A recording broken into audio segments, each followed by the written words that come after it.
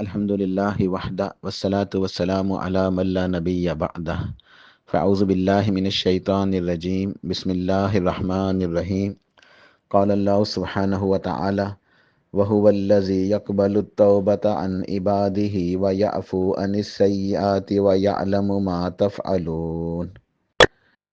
رمضان series کا یہ درس نمبر 17 ہے اور آج کے درس کا عنوان ہے توبہ کی حقیقت اور ابواب التوبہ، یعنی توبہ کی حقیقت کیا ہے اور توبہ کے دروازے یا راستے کیا ہیں۔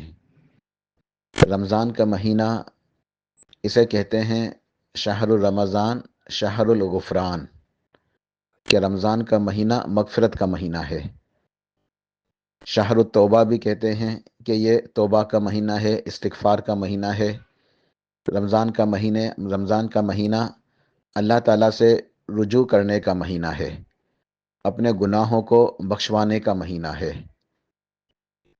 اور انسان رمضان کے مہینے میں سچی توبہ استغفار کرتا ہے، خوب نیکیاں کرتا ہے، گناہوں سے بچتا ہے، تو انشاءاللہ وہ اپنے گناہوں کی مغفرت کو حاصل کر لیتا ہے اللہ تعالیٰ کی رحمت سے، اور اس کے گناہ معاف ہو جاتے ہیں۔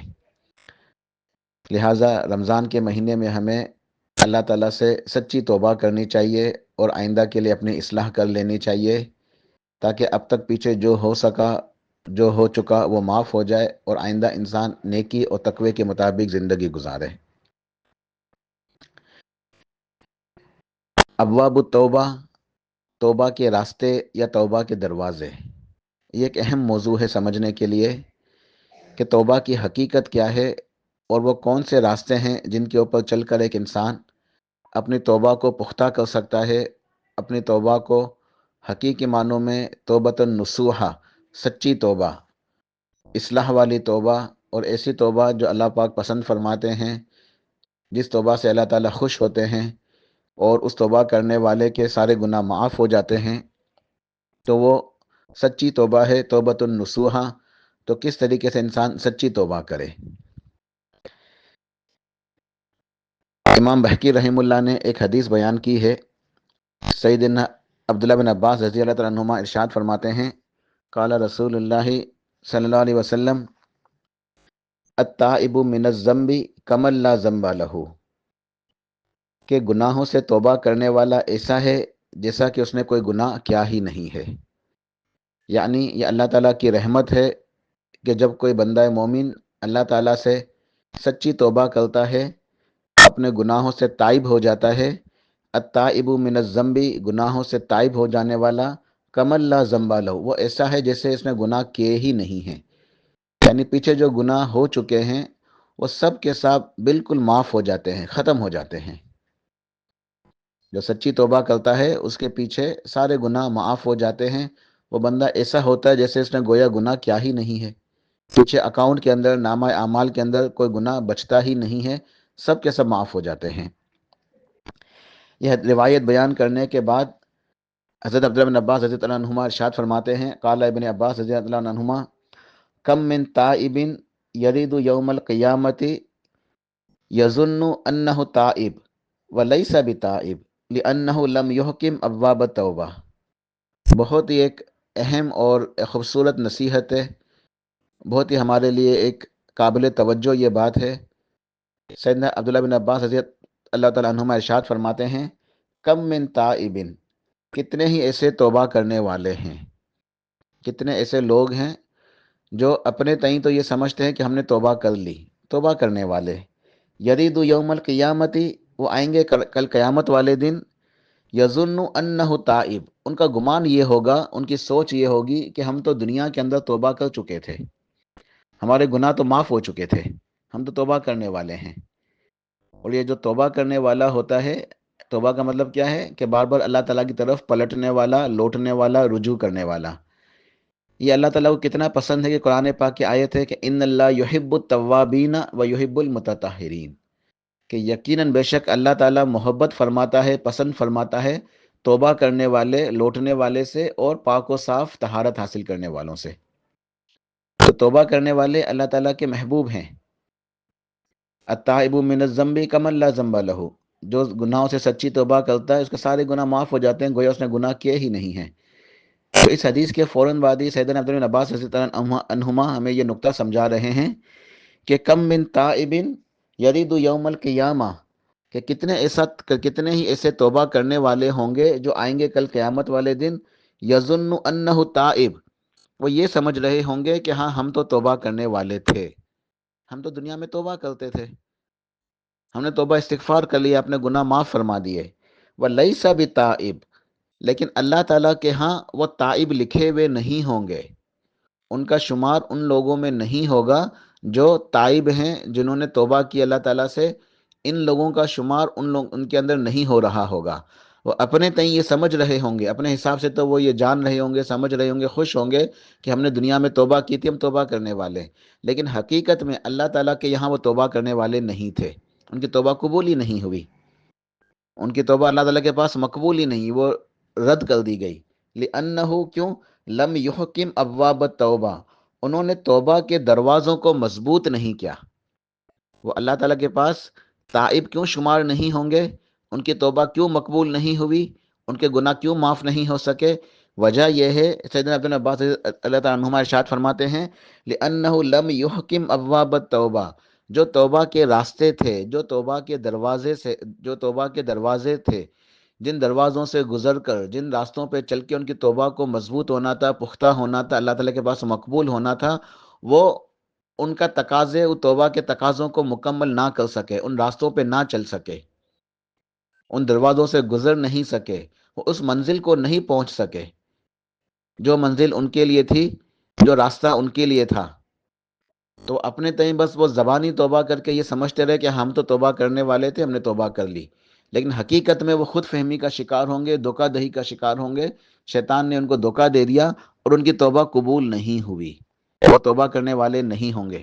تو یہ بہت بڑی حسرت اور ناکامی کا مرحلہ ہوگا کہ کل قیامت والے دن کوئی شخص اس حالت میں آئے کہ وہ یہ سمجھ رہا ہو کہ ہاں میں نے دنیا میں توبہ کی تھی، لیکن اللہ تعالیٰ کے پاس اس ٹائم اسے پتہ چلے کہ میری تو کوئی توبہ قبول ہی نہیں ہوئی، میرے تو گناہ ویسے کہ ویسے ہی ہیں، میری تو نیکیاں نہیں ہیں۔ تو یہ بہت بڑی ناکامی ہوگی، خسران العظیم اسے کہیں گے، بہت بڑا نقصان ہے، بہت بڑی حسرت کا وہ عالم ہوگا کہ انسان کی پریشانی اور مصیبت کے گناہ ویسے کہ ویسے جوں کہ تو موجود ہیں، اور ہم جو توبہ کرتے تھے وہ ہم سمجھتے کہ توبہ ہو گئی، گناہ معاف ہو گئے، ایسا ہو نہیں سکا، تو انسان ناکامی کا شکار ہو گیا، انسان ناکامی کا شکار ہو گیا۔ حالانکہ حدیث شریف ہے کہ نبی صلی اللہ علیہ وسلم نے خوشخبری دی ہے اس شخص کے لیے جو زیادہ کثرت سے استغفار کرتا ہے، طوبی لمن وجد فی صحیفتہ استغفارا کثیرا، کہ مبارکباد ہو اس شخص کو، بڑی سعادت ہے اس شخص کے لیے جس کے نامہ اعمال میں کل خوب توبہ استغفار موجود ہوگی، جس نے کثرت سے استغفار کیا ہوگا، اللہ تعالیٰ سے دعائیں کی ہوں گی، تو اس کے لیے مبارکباد ہے۔ لیکن یہاں ایسے شخص ہیں جو یہ سمجھ رہے ہوں گے کہ ہم نے دنیا میں توبہ کر لی، لیکن وہ توبہ کرنے والے نہیں ہوں گے کیونکہ وہ توبہ کے راستوں پہ نہیں چلے۔ تو یہ توبہ کے راستے، توبہ کے دروازے، ابواب التوبہ کون سے ہیں؟ یہ میں سمجھانے کے لیے اس کو یوں سمجھ سکتے ہیں کہ سچی توبہ کا منہج کیا ہے، منہج توبہ کیا ہے، یا سچی توبہ کیسے کرتے ہیں، توبۃ النصوحہ، سچی توبہ کس طرح کی جاتی ہے، یا توبہ کے دروازے کیا ہیں، یہ سارے باتیں، سارا مفہوم ایک ہی ہے کہ ہمیں توبہ کرنی کیسے ہے، ہمیں سچی توبہ کیسے کرنی ہے، یہ اصل سوال ہے۔ تو توبہ کے دروازے کیا ہیں؟ یہاں ہمیں 8 چیزیں سمجھنی ہیں، یعنی ہم یوں کہہ سکتے ہیں کہ توبہ کے 8 دروازے ہیں، 8 راستے ہیں، ہمیں 8 دروازوں سے گزرنا ہے، 8 راستوں کے اوپر چلنا ہے، تو ہماری توبہ جو ہے وہ مضبوط ہوگی، اچھی ہوگی، وہ اللہ تعالیٰ کے پاس مقبول ہوگی۔ سب سے پہلا دروازہ ہے توبہ کا، وہ ہے اللہ تعالیٰ کی توحید، توحید کو اختیار کرنا، توحید کا فہم، عقیدہ مضبوط ہو، یعنی ایمان، عقیدے سے مراد ایمان، عقیدہ توحید، ایمان جس کا صحیح ہے تو وہ توبہ کے دروازے سے گزرا۔ توبہ کے لیے ہم یوں بھی کہہ سکتے ہیں اس بات کو سمجھنے کے لیے کہ توبہ کی شرائط، ابواب توبہ معنی یہ ہے توبہ کی شرائط۔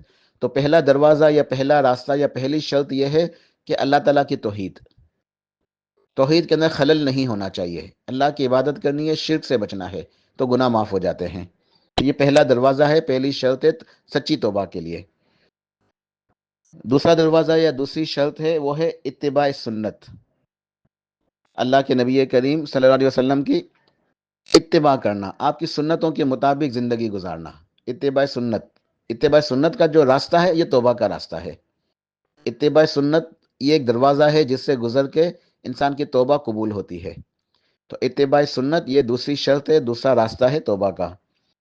تیسرا ہے ندامت اور شرمندگی، پچھتاوا، دکھ اپنے گناہوں کے اوپر، اپنی لغزشوں، کمی کوتاہیوں کے اوپر، اپنی سیاہ کاریوں کے اوپر انسان کو دکھ ہو، ایک ندامت ہو، احساس پشیمانی، وہ پچھتا رہا ہو، دکھ ہو اسے، تو یہ ندامت یہ ضروری ہے توبہ کے لیے، یہ بھی توبہ کا راستہ ہے، یہ توبہ کا دروازہ ہے یا توبہ کی شرط ہے کہ توبہ کرنے والا وہ نادم ہو، وہ پشیمان ہو، پچھتا رہا ہو، اسے دکھ ہو، دل کے اندر احساس ہو۔ چوتھی شرط یہ ہے استغفار۔ استغفار کا مطلب کیا ہے؟ استغفار دعا کی قسم ہے، استغفار دعا کی قسم ہے۔ عمومی طور پہ ہمارے یہاں توبہ استغفار ایک ساتھ استعمال ہوتا ہے، لیکن دونوں کے اندر ایک فرق ہے جو سمجھنا ضروری ہے۔ استغفار کہتے ہیں اللہ تعالیٰ سے دعا کرنا کہ اللہ میرے گناہوں کو معاف فرما دے۔ استغفار کا مطلب کیا ہے؟ دعا کرنا، اپنی بخشش کی دعا کرنا، اپنی مغفرت کی دعا کرنا، یہ استغفار ہے۔ استغفار کا مطلب ہے اللہ، یہ دعا کی قسم ہے اللہ تعالیٰ سے دعا کرنا۔ اور توبہ اس سے وسیع چیز ہے، اس سے توبہ کا جو درجہ اس سے اوپر ہے۔ توبہ کا مطلب ہے پلٹنا، لوٹنا، واپس آنا، اللہ تعالیٰ سے رجوع کر لینا۔ تو یہ استغفار جو ہے توبہ کا ایک جز ہے، کل نہیں ہے۔ توبہ کے لیے، توبۃ النصوحہ کے لیے اور بھی چیزیں درکار ہیں جو ہم گفتگو ابھی کر رہے ہیں، جو موضوع یہی چل رہا ہے، ابواب التوبہ یا توبہ کی شرائط، یہ 8 ہیں، یہ ان کے اوپر چلنا ضروری ہے، اور ان 8 میں سے ایک اس کا جز یہ استغفار ہے۔ استغفار کہتے ہیں معذرت کرنا، اللہ تعالیٰ سے معافی مانگنا، معافی طلب کرنا، استغفار کرنا کہ اللہ میرے گناہوں کو بخش دے، مجھے معاف کر دے۔ تو یہ ایک دعا ہے اور توبہ کا ایک جز ہے، کل نہیں ہے۔ توبہ کے لیے اور بھی چیزیں ضروری ہیں۔ تو فرق کیا ہے توبہ اور استغفار کے اندر؟ کہ استغفار کہتے ہیں اللہ تعالیٰ سے معافی مانگنا، اللہ تعالیٰ سے اپنے گناہوں کی بخشش طلب کرنا، معذرت کرنا کہ اللہ یہ گناہ ہو گئے، مجھے معاف فرما دے، یہ استغفار ہے یعنی دعا۔ اور توبہ ایک پورا منہج ہے، پورا ایک پروگرام ہے، پورے ایک سمجھے کہ ایک راستہ ہے جو ہمارے چلنے کے توبہ کی شرائط ہیں، اس میں اور بھی چیزیں شامل ہیں استغفار کے ساتھ ساتھ۔ اور توبہ کہتے ہیں پلٹنا، لوٹنا، رجوع کرنا، واپس آنا، اپنی اصلاح کر لینا، آئندہ کے لیے اچھی زندگی گزارنا، نیکی اور تقوی والی، گناہوں سے بچتے ہوئے، تو یہ ہے توبہ۔ تو استغفار یہ چوتھا راستہ ہے، چوتھا دروازہ ہے سچی توبہ کے لیے۔ پانچواں ہے کہ آئندہ اس گناہ کو نہ کیا جائے، اس کا مکمل جو نا اس سے اجتناب کیا جائے، اس سے دور ہو جائے، اور آئندہ پکا ارادہ ہو، عزم ہو، عزم مسمم، یعنی بالکل پکا ارادہ کہ اب یہ گناہ نہیں کروں گا۔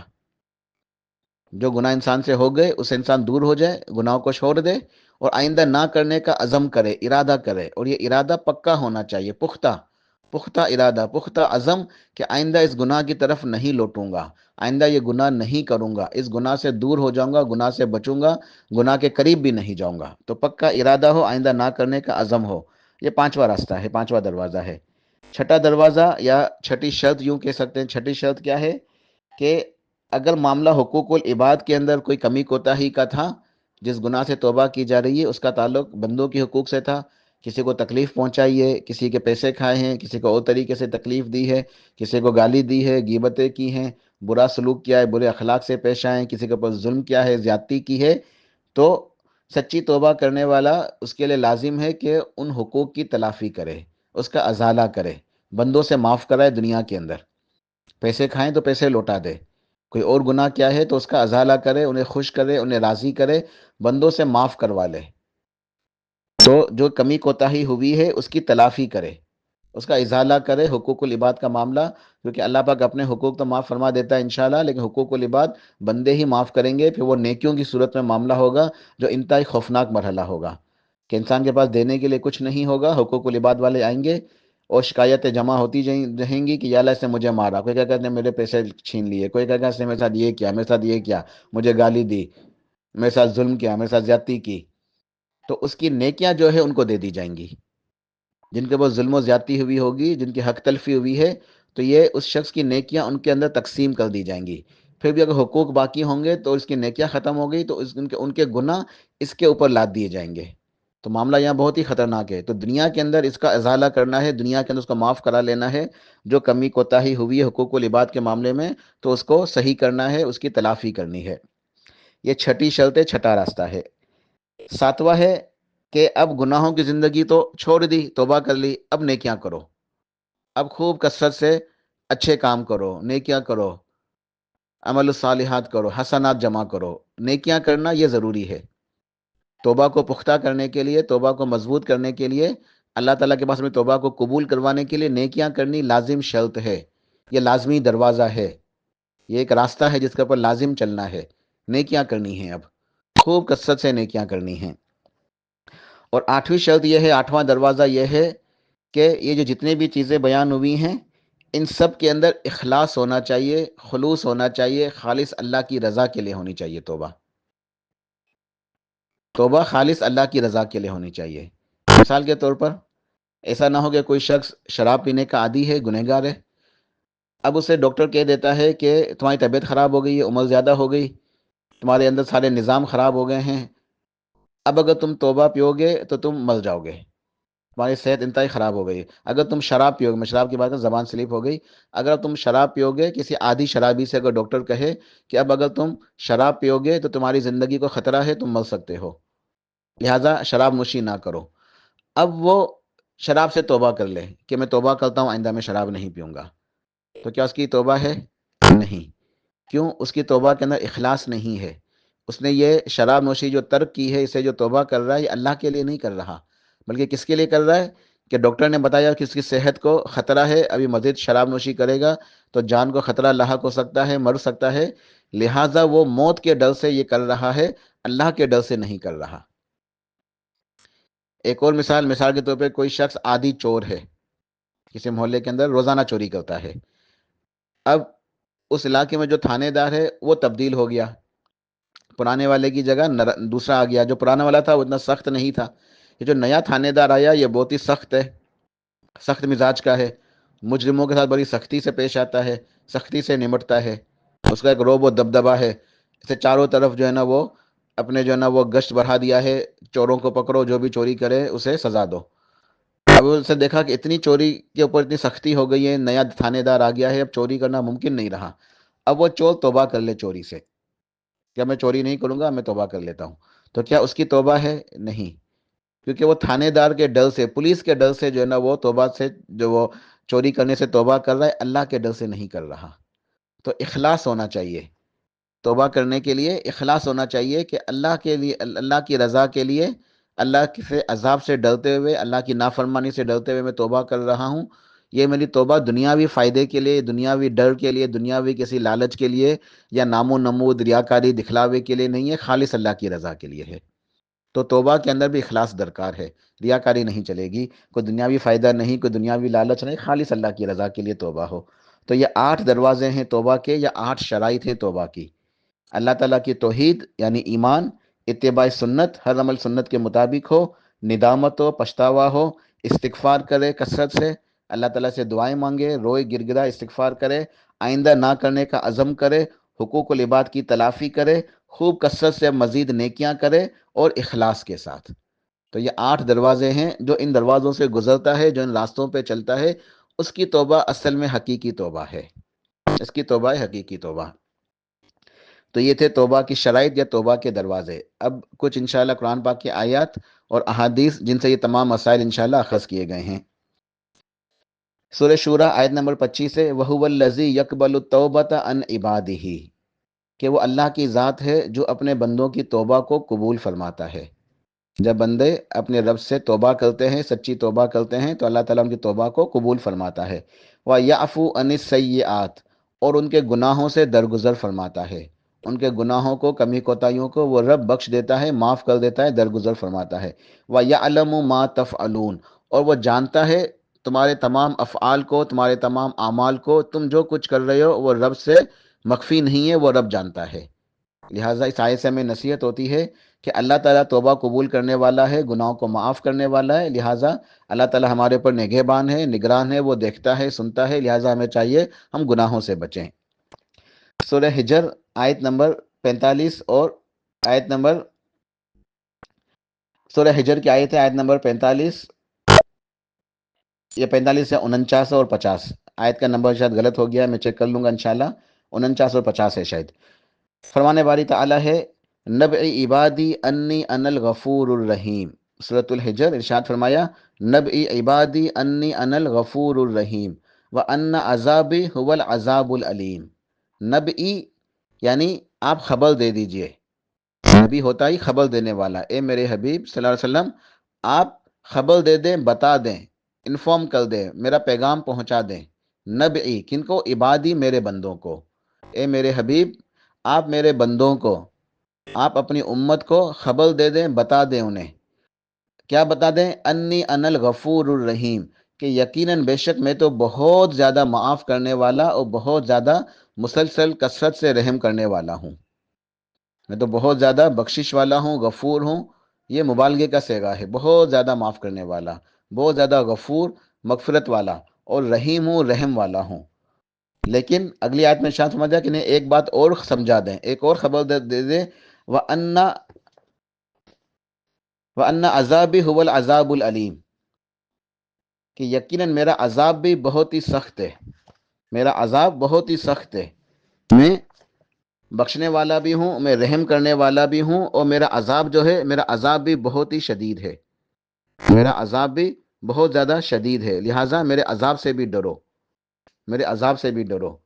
تو یہ کیفیت ضروری ہے، بندے کے دل کے اندر اللہ تعالیٰ کا ڈر بھی ہونا چاہیے اور اللہ تعالیٰ سے رحمت کی امید بھی ہونی چاہیے۔ تو جو اللہ تعالیٰ کا ڈر ہے وہ اسے گناہوں سے بچائے گا، گناہوں سے روکے گا، اور جو رحمت کی امید ہے وہ نیکیوں کی طرف لے کے جائے گا، نیکیوں کی ترغیب ہوگی کہ اور نیکیاں کرو۔ تو آپ میرے بندوں کو خبر دے دیں کہ بہت زیادہ مغفرت والا ہوں، رحم کرنے والا ہوں، اور میرا عذاب وہ بہت زیادہ دردناک عذاب ہے، بہت شدید میرا عذاب ہے، میرے عذاب سے بچیں۔ سورہ غافر آیت نمبر 3 بڑی عظیم آیت ہے، غافر الذنب وقابل التوب شدید العقاب ذی الطول لا الہ الا هو الیہ المصیر۔ اس آیت کے اندر اللہ تعالیٰ کی صفات کا، عظیم صفات کا بیان ہے۔ پہلی صفت جو بیان ہوئی غافر الذنب، غافر الذنب یعنی گناہوں کو معاف کرنے والا، وہ رب گناہوں کو معاف کرنے والا ہے۔ دوسری صفت بیان ہوئی وقابل التوب، توبہ کو قبول کرنے والا ہے، گناہوں کو معاف کرنے والا، توبہ کو قبول کرنے والا، شدید العقاب، شدید عذاب دینے والا۔ اللہ کا عذاب نہایتی دردناک ہے، نہایتی شدید ہے، بہت ہی خوفناک ہے، بہت زیادہ خوفناک اور بہت زیادہ شدید عذاب دینے والا ہے۔ ذی الطول، اکرام والا ہے، فضل والا ہے، نوازنے والا ہے۔ ذی الطول کا مطلب کیا ہے؟ کہ اپنے بندوں کو نوازنے والا، ان کا اکرام کرنے والا، ان پہ رحمتیں کرنے والا، انہیں انعام دینے والا، انعام و اکرام والا ہے۔ لا الہ الا ہو، اس کے سوا کوئی معبود برحق نہیں۔ یہ عقیدہ توحید، یہ عقیدہ توحید اس آیت کے اندر بیان ہوا کہ توبہ کا دروازہ ہے لا الہ الا اللہ کا راستہ، اللہ کی توحید کا راستہ۔ لا الہ الا ہو، اللہ کے سوا کوئی معبود برحق نہیں ہے، الیہ المصیر، عقیدہ آخرت، کہ پلٹ کے لوٹ کے تم نے اللہ کے پاس جانا ہے۔ تو بندے کا ایمان ہو اللہ تعالیٰ کے اوپر، عقیدہ توحید مضبوط ہو، عقیدہ آخرت مضبوط ہو، تو اس کی توبہ انشاءاللہ قبول ہوتی ہے۔ سورہ محمد کے اندر ارشاد فرمایا فَعَلَمْ أَنَّهُ لَا إِلَٰهَ إِلَّا اللَّهُ وَاسْتَغْفِرْ لِذَنبِكَ، پس آپ علم حاصل کریں، فَعَلَمْ پس آپ علم حاصل کریں، آپ جان لیں اچھی طرح، اچھی طریقے سے اس مسئلے کو سمجھ لیں۔ آپ کے علم میں یہ مسئلہ اچھی طرح بالکل واضح ہونا چاہیے، آپ کو اس بات کا پتہ ہونا چاہیے، آپ کو علم ہونا چاہیے شعور کے ساتھ۔ فَعَلَمْ أَنَّهُ لَا إِلَٰهَ إِلَّا اللَّهُ، کس بات کا علم؟ کہ اللہ کے سوا کوئی معبود برحق نہیں، وہ اکیلا، اس کا کوئی شریک نہیں، اللہ کی توحید کا علم حاصل کریں۔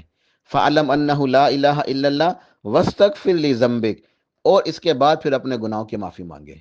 پہلے اللہ کی توحید کا علم حاصل کریں، پھر گناہوں کی معافی مانگے اپنے، یعنی جب تک توحید کا علم نہیں ہوگا، توحید صحیح نہیں ہوگی، گناہ معاف نہیں ہو سکتے۔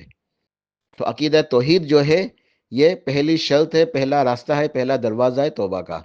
پہلے آپ علم حاصل کریں لا الہ الا اللہ کا، پھر اپنے گناہوں کی معافی مانگے۔ ایک بڑی عظیم حدیث ہے، ترمذی کی حدیث قدسی ہے۔ نبی علیہ الصلوۃ والسلام ارشاد فرماتے ہیں کہ اللہ پاک ارشاد فرماتا ہے، یا ابن آدم، اللہ تعالیٰ نے بڑے پیار سے مخاطب فرمایا، یا ابن آدم، اے آدم کے بیٹے، انک ما دعوتنی و رجوتنی، انک ما دعوتنی و رجوتنی غفلت لک علی ما کان فیک ولا ابالی، اے میرے بندے تو جب تک مجھے پکارتا رہے گا، مجھ سے مانگتا رہے گا۔ اب یہ پکارنا، یہ مانگنا، یہ اللہ کی توحید ہے، یہ عقیدہ ہے، یہ ایمان ہے۔ اے میرے بندے تو جب تک مجھ سے مانگتا رہے گا، کسی اور سے نہیں مانگے گا، ڈائریکٹ مانگے گا، وسیلے کے ساتھ نہیں، کسی کوئی شخصی وسیلہ نہیں، کوئی ذاتی وسیلہ نہیں، بغیر وسیلے واسطے کے براہ راست ڈائریکٹ تیرا تعلق مجھ سے ہے، تو ڈائریکٹ مجھ سے مانگے گا جب تک مجھ سے امید رکھے گا۔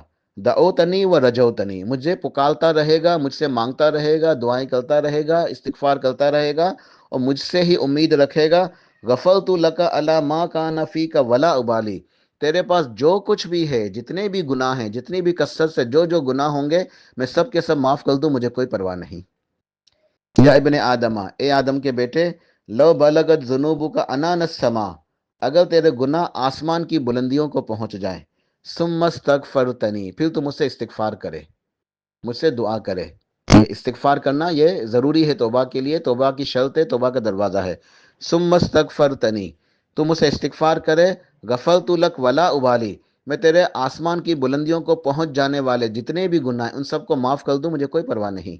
یا ابن آدم، انک لو اتیتنی بقراب الارض خطایا ثم لقیتنی لا تشرک بی شیئا لاتیتک بقرابها مغفرہ، اے آدم کے بیٹے، تو اگر اس زمین کو بل دے اپنے گناہوں سے، اس پوری زمین کو بھر کے گناہوں کے، تو میرے پاس آ جا، تجھے موت آئے، مجھ سے ملاقات کرے، مگر شرط یہ ہے کہ تو نے ان گناہوں کے اندر شرک نہ کیا ہو، تیرا عقیدہ توحید مضبوط ہوگا، تو نے شرک نہیں کیا، تو جتنے گناہ لے کے میرے پاس آئے گا، میں اتنی مغفرت لے کے تیرے پاس آؤں گا۔ تو عقیدہ توحید اور استغفار۔ صحیح مسلم کے ایک اور حدیث کے اندر یہ الفاظ موجود ہیں، یا عبادی انکم تخطئون باللیل والنہار، اے میرے بندو تم سب دن اور رات، دن میں بھی رات میں بھی ہر وقت گناہ ہی گناہ کرتے ہو۔ وَأَنَا أَغْفِرُ الذُّنُوبَ جَمِيعًا، اور میں تمہارے تمام گناہوں کو معاف کرنے والا ہوں۔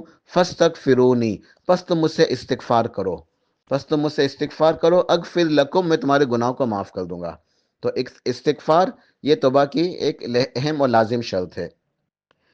صحیح بخاری کی حدیث ہے، ان ام المؤمنین ام عائشہ صدیقہ رضی اللہ عنہا قالت، قال رسول اللہ صلی اللہ علیہ وسلم، ان کنت الممت بذنب فاستغفر اللہ وتوب الیہ فان التوبۃ من الذنب الندم والاستغفار۔ نبی علیہ الصلوۃ والسلام نے فرمایا تھا، اے عائشہ، اگر تم سے گناہ ہو گیا، اگر تم سے گناہ ہو جائے تو تم فاستغفر اللہ، اللہ تعالیٰ سے استغفار کرو، تم اللہ تعالیٰ سے استغفار کرو، وتوبوا الیہ، اللہ تعالیٰ کی طرف لوٹ آؤ، پلٹ آؤ، رجوع کر لو، فان التوبۃ من الذنب، کہ پس گناہوں سے جو توبہ ہے، الندم والاستغفار، ندامت ہے اور استغفار ہے۔ تو ندامت، پچھتاوا، پشیمانی اور ساتھ میں استغفار، یہ گناہوں کو مٹانے کا ذریعہ ہے، توبہ کی شرط ہے، یہ حقیقی توبہ ہے۔ ابن ماجہ کی روایت میں یہ الفاظ ہے، الندم توبہ، الندم توبہ، کہ ندامت ہی اصل میں توبہ ہے، ندامت ہی اصل میں توبہ ہے۔ اسی طریقے سے ایک اور حدیث ہے، نبی علیہ السلام ارشاد فرماتے ہیں کہ ایک شخص سے گناہ ہو گیا، اذنب عبد ذنبا فقال اللہم اغفر لی ذنبی، فقال تبارک و تعالی فعلم ان له ربا یغفر الذنب ویأخذ بالذنب۔ صحیح مسلم کی حدیث ہے کہ ایک شخص سے گناہ ہو جاتا ہے تو وہ آتا ہے، اللہ تعالیٰ سے استغفار کرتا ہے، پچھتاوا اسے ہوتا ہے، دکھ ہوتا ہے، اپنے گناہوں کی معافی مانگتا ہے، تو اللہ تعالیٰ ارشاد فرماتا ہے فرشتوں سے کہ اے میرے فرشتوں، یہ بندہ جانتا ہے، فعلم ان له ربا، کہ اس کے علم ہے، اسے پتا ہے کہ اس کا کوئی رب ہے، یہ میری توحید کو سمجھنے والا بندہ ہے، اس کا عقیدہ صحیح ہے، اس کا ایمان صحیح ہے، اس کے پاس یقین ہے، اس کے پاس یقین علم موجود ہے، یہ جانتا ہے، فعلما، اس کے پاس علم موجود ہے، یہ جانتا ہے کہ ان لہ ربن، کہ اس کا کوئی رب ہے، یغفر الذنب، یغفر الذنب، جو گناہوں کو معاف کرتا ہے، ویأخذ بالذنب، اور گناہوں کے اوپر گرفت بھی کرتا ہے، سزا بھی دیتا ہے۔ وہ رب گناہوں کو معاف بھی کر سکتا ہے اور سزا بھی دے سکتا ہے، گناہوں کو معاف کرنے والا بھی ہے، سزا دینے والا بھی ہے۔ تو فرشتوں گواہ رہو کہ جب تک یہ بندہ اس یقین کے ساتھ میرے پاس آتا رہے گا، مجھ سے معافی مانگتا رہے گا، روتا رہے گا، استغفار کرتا رہے گا، اس یقین کے ساتھ میں سے گناہوں کو معاف کر دوں گا، مجھے کوئی پرواہ نہیں۔ تو گناہ معاف ہو جاتے ہیں ندامت سے، عقیدہ توحید سے اور استغفار کرنے سے۔ توبہ کی ایک شرط میں نے بیان کی کہ اتباع سنت، سنت کے راستوں پہ چلنا، اتباع سنت کا ہر عمل سنت کے مطابق، زندگی گزارنا سنت کے مطابق، اس سے گناہ معاف ہو جاتے ہیں۔ اس کی دلیل سورہ آل عمران آیت نمبر 21 ہے، فرمان باری تعالیٰ ہے قل ان کنتم تحبون اللہ فاتبعونی یحببکم اللہ ویغفر لکم ذنوبکم واللہ غفور الرحیم۔ اے میرے حبیب، آپ ارشاد فرما دیجئے کہ ان کنتم تحبون اللہ، اگر تم اللہ سے محبت کرتے ہو یا اللہ سے محبت کرنا چاہتے ہو، فاتبعونی، پس تم میری اتباع کرو، میرے راستوں پہ چلو، میری سنتوں کو اپنا لو، میرے طریقوں کے مطابق، میرے احکامات کے، میری تعلیمات کے مطابق زندگی گزارو، فاتبعونی، میری پیروی کرو، میرے پیچھے پیچھے چلو، اتباع سنت کے راستے پہ چلو، یحببکم اللہ، اللہ تم سے محبت کرے گا، ویغفر لکم ذنوبکم، اور تو تمہارے تمام گناہوں کو معاف کر دے گا۔ جب تم اتباع سنت کے راستے پہ چلو گے، تمہیں دو عظیم ترین نعمتیں، عظیم ترین انعامات ملیں گے۔ پہلا انعام، پہلی نعمت، یحببکم اللہ، تمہیں اللہ کی محبت حاصل ہو جائے گی، اللہ تم سے محبت کرنے لگے گا اگر تم اتباع سنت کے راستے پہ چلو گے۔ وَيَغْفِرْ لَكُمْ ذُنُوبَكُمْ، دوسرا انعام ملے گا، تمہارے گناہ معاف ہو جائیں گے، تمہارے گناہ معاف ہو جائیں گے، تمہاری مغفرت ہو جائے گی اگر تم سنت کے مطابق زندگی گزارو گے، بدعتوں سے بچو گے۔ واللہ غفور الرحیم، اور اللہ بہت زیادہ غفور اور رحیم ہے، معاف کرنے والا اور رحم کرنے والا ہے۔ لہٰذا ہمیں چاہیے کہ ہم ہر عمل سنت کے مطابق کریں، سنت کے مطابق عبادت کریں، اور نئے نئے کاموں سے، نئے نئے طریقوں سے، نئی نئی بدعتوں سے اپنے آپ کو بچائیں۔ اللہ پاک نے ارشاد فرمایا سورہ طٰہٰ کے اندر، سورہ طٰہٰ آیت نمبر 82 ہے، وَإِنِّي لَغَفَّارٌ، وَإِنِّي لَغَفَّارٌ، اور یقیناً میں بہت زیادہ معاف کرنے والا ہوں۔ ایک تو غفار بہت زیادہ کثرت اور مبالغے کا صیغہ ہے، اور پھر لَغَفَّار کہ یقیناً بے شک میں تو بہت زیادہ کثرت سے معاف کرنے والا ہوں۔ مگر کسے معاف کرنے والا ہوں؟ ارشاد فرمایا وَإِنِّي لَغَفَّارٌ لِمَن تَابَ، جو پلٹتا ہے، جو لوٹتا ہے، وَآمَنَ، اور ایمان لاتا ہے، وَعَمِلَ صَالِحًا، اور نیک عمل کرتا ہے، ثُمَّ اهْتَدَىٰ، اور ہدایت کے راستے پہ چلتا رہتا ہے۔ اس آیت سے ہمیں کچھ ابواب التوبہ، توبہ کے راستے سمجھ میں آ رہے ہیں کہ اللہ پاک نے ارشاد فرمایا وَإِنِّي لَغَفَّارٌ، کہ میں تو بخشنے والا ہوں، اس کی توبہ کو معاف کرنے والا، توبہ کو قبول کرنے والا، گناہوں کو معاف کرنے والا ہوں، لمن تابا، جو پلٹتا ہے، رجوع کرتا ہے، واپس لوٹتا ہے میری طرف، وآمنا، اور ایمان لاتا ہے، اچھی طرح اپنے ایمان کو مضبوط کرتا ہے، وعمل صالحا، پھر اس کے بعد نیکیاں کرتا ہے، توبہ کرنے کے بعد نیکیاں کرتا ہے، پھر گناہ نہیں کرتا، ثم اهتدى، اور ہدایت کے راستے کو اختیار کرتا ہے، صراط مستقیم پہ چلتا رہتا ہے استقامت کے ساتھ۔ تو ایسے شخص کے لیے میں کیا ہوں؟ وَإِنِّي لَغَفَّارٌ، وَإِنِّي لَغَفَّارٌ لِمَن تَابَ وَآمَنَ وَعَمِلَ صَالِحًا ثُمَّ اهْتَدَىٰ۔ آخری آیت درس کا اختتام ہے انشاءاللہ۔ اللہ پاک ارشاد فرماتے ہیں إِلَّا مَن تَابَ وَآمَنَ وَعَمِلَ صَالِحًا فَأُولَٰئِكَ يُبَدِّلُ اللَّهُ سَيِّئَاتِهِمْ حَسَنَاتٍ۔ کتنے اللہ تعالیٰ کی مہربانی ہے، کتنا کرم ہے اس رب رحمان کا، ارحم الراحمین کا، وہ کتنا ہم اپنے بندوں کو نوازنے والا ہے۔ وہ رب کبریا جل وعلا ارحم الراحمین ارشاد فرماتا ہے الا من تابا، کہ جو لوگ، بس وہ لوگ جو توبہ کرتے ہیں، جو پلٹتے ہیں، واپس لوٹ جاتے ہیں، اصلاح کر لیتے ہیں، وآمنا، اور ایمان لاتے ہیں، وعمل صالحا، پھر نیک اعمال کرتے ہیں، پھر نیک اعمال کرتے ہیں، توبہ کرنے والے، ایمان لانے والے، نیک اعمال کرنے والے، نیکیاں کرنے والے، رجوع کرنے والے، فاولئک، پس یہ وہ لوگ ہیں، فاولئک یبدل اللہ سیئاتہم حسنات، یہ وہ لوگ ہیں خوش نصیب، سعادت مند، کہ جن کے گناہوں کو اللہ تعالیٰ معاف نہیں کر دیتا، بلکہ جتنے گناہ ہیں اللہ تعالیٰ ان گناہوں کو نیکیوں سے بدل دیتا ہے۔ ایک بندے کے پاس جتنے بھی گناہ ہیں، اگر وہ ان راستوں پہ چلتا ہے، ان دروازوں سے گزرتا ہے، تو اللہ سبحانہ و تعالیٰ سے گناہ کو نہ صرف یہ کہ معاف کر دیتا ہے، بلکہ جتنے گناہ ہیں ان کو معاف کر کے اس کے بدلے میں اتنی نیکیاں عطا فرما دیتا ہے۔ کسی بندے کے پاس اگر 1000 گناہ ہیں، وہ ان راستوں پہ چلا اور استقامت کے ساتھ چلتا رہا اپنی موت تک، تو اس کے 1000 گناہ 1000 نیکیوں میں تبدیل ہو جائیں گے۔ جتنے بھی گناہ، 1,00,000 گناہ ہیں، 1 کروڑ، 1 ارب، 10 خرب، جتنے بھی اس کے گناہ ہیں، اگر وہ ان راستوں پہ چلتا ہے استقامت کے ساتھ مرتے دم تک، تو اس کے گناہ نہ صرف یہ کہ معاف ہو جائیں گے بلکہ نیکیوں میں بدل جائیں گے۔ تو یہ توبہ کے دروازے ہیں۔